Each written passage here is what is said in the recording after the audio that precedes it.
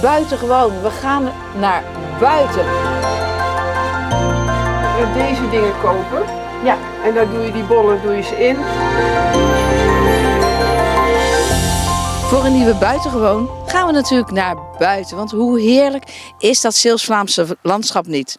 En als je nu aan het fietsen bent of aan het wandelen bent. Ik kijk dan altijd, wat voor gewassen zien we dan op het land staan. De suikerbieten, het vlas is alweer gerooid. Als ik dat goed zeg, het ligt alweer op het land. De uien, ik kijk altijd, herken ik het gewas? En misschien is het u ook al opgevallen. Op zo'n perceel, net als hier achter mij, staat een hele strook met... Ja, ik wist eigenlijk eerst niet wat het was. Ik moest het even van dichtbij gaan bekijken. Het is Phacelia, oftewel bijenbrood. Bijenbrood, het woord zegt het al, trekt heel veel bijen aan. Maar waarom is dat? Want het is eigenlijk geen gewas waar wij als consument wat aan hebben. En misschien heeft die boer daar ook niets aan. Dus wat is de functie van zo'n groenstrook eigenlijk? Nou, heeft niet alleen te maken met de biodiversiteit, maar het is ook een stukje verplichting. En dat heeft alles te maken met stikstof. Alweer stikstof, ja. En stikstof is heel erg belangrijk. Want als u zegt van, ik adem diep in, gebruiken wij alleen maar de zuurstof. En dat is maar 21% van alles om ons heen. Het grootste deel is stikstof. En dat is heel belangrijk, want het zit in eiwitten. Dus ook in ons lichaam hebben we dat nodig. Gebruikt u nou kunstmest op het land, zoals de boeren? Daar zit ook stikstof in. Planten hebben stikstof nodig. Waarom is stikstof dan zo slecht? Nou, niet de stikstof zelf, maar bepaalde stikstofverbindingen. En een aantal verbindingen, die heeft die plant nodig om van te groeien. En andere zijn schadelijk. En over die schade gaan we het zo nog hebben. Nou, planten hebben dus stikstof nodig. Die boer die geeft kunstmest bijvoorbeeld aan zijn maïs of ander gewas.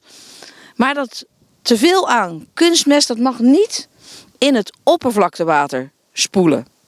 En daarom zijn er bepaalde, en dat zien we hier, bufferstroken. Die zijn ook verplicht, zodat alles wat over is aan voedingsstoffen niet het water in kan spoelen, maar eigenlijk vangt dat andere gewas, vangt die voedingsstoffen op.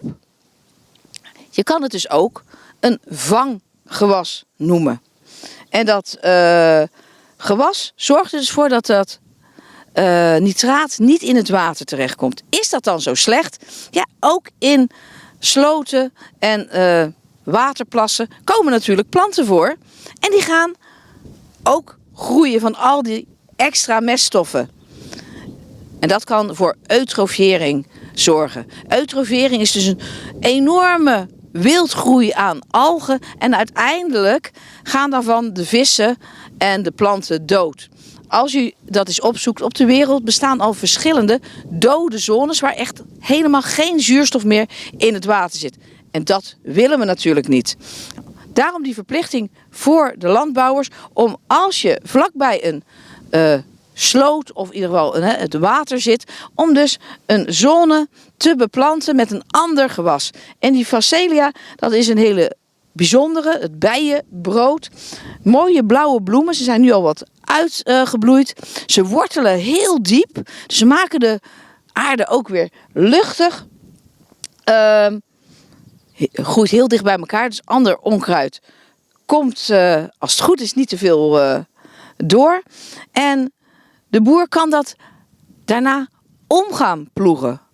Boeren denken heel goed na over wat ze in die stroken zetten. Want als het bijvoorbeeld de verkeerde dieren aantrekt, kan je misschien met een plaagdier te maken hebben. Een dier wat juist weer schade aanricht aan jouw mooie gewas.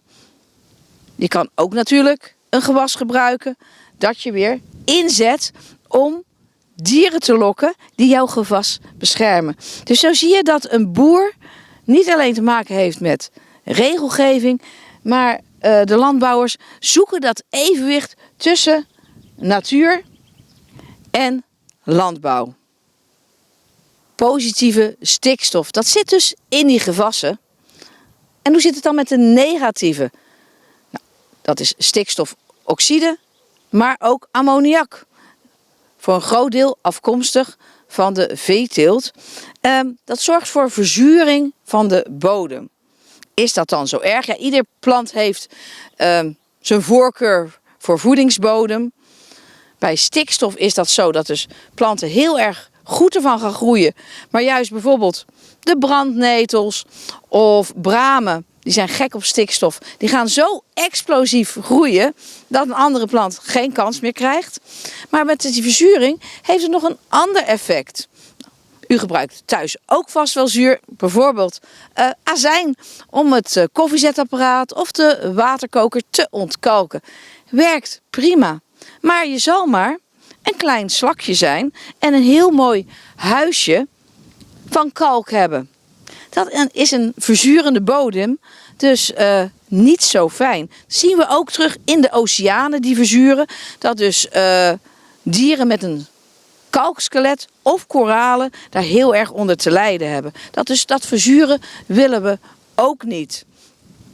En dan gaan we toch nog even terug naar die bijzondere gewassen. Want wat een boer vaak inzet, zijn vlinderbloemigen. En ik hoef helemaal niet ver te zoeken om er al een te vinden. Ik zie hier, oh kijk eens, de vogelwikken staan. Vlinderbloemigen zijn planten met eigenlijk aan hun wortels kleine stikstoffabriekjes. We gaan die zo eens proberen zichtbaar te maken. Ik ga op zoek naar klaver. Ook klaver is een vlinderbloemige. En die maken dus hun eigen goede stikstof.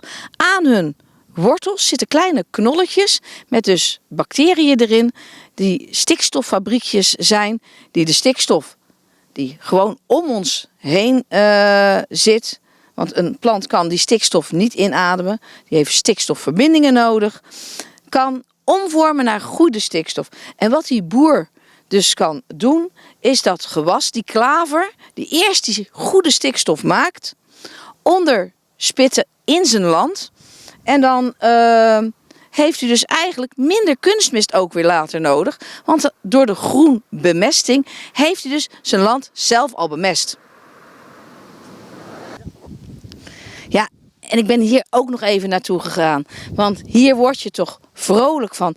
Zo'n mooie kleurrijke rand. Hier heeft de akkerbouwer speciaal gekozen voor een insectenmengsel.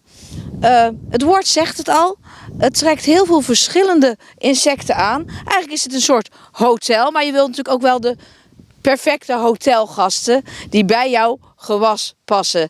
Als je ongewenste gasten krijgt, dan tasten die jouw gewas misschien wel aan.